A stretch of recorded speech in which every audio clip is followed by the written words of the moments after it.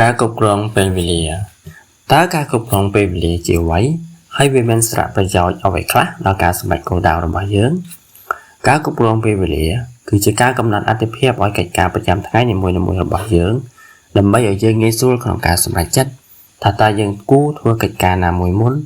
និងកិច្ចការណាមួយបន្ទាប់ដើម្បីឈានដល់ការសម្រេចគោលដៅដែលបានដាក់ចេញប្រសិនបើយើងមិនបានកំណត់អាទិភាពឲ្យកិច្ចការនីមួយៗជាមុនទេ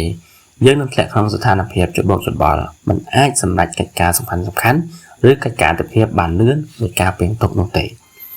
ការកំណត់អាទិភាពឲ្យកិច្ចការរបស់យើងមាន4សំខាន់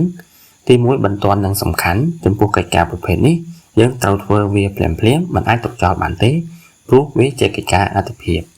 ទី2សំខាន់តែមិនបន្ទាន់ចំពោះកិច្ចការនេះយើងអាចដាក់កាលវិភាគធ្វើវានៅពេលក្រោយបានថ្មីបើវាសំខាន់ប៉ុន្តែវាមិនបន្ទាន់ទី3បន្ទាន់តែមិនសំខាន់ចំពោះកិច្ចការនេះវិញយើងអាចចាត់តាំងឲ្យអ្នកដទៃជួយធ្វើជំនួសយើងបានប្រសិនបើអាចឧទាហរណ៍ក្នុងនាមជាមេក្រុមយើងអាចចាត់ចែងកិច្ចការនេះឲ្យទៅកូនចៅធ្វើបានថ្មីត្បិតតែវាបន្ទាន់ប៉ុន្តែវាមិនសំខាន់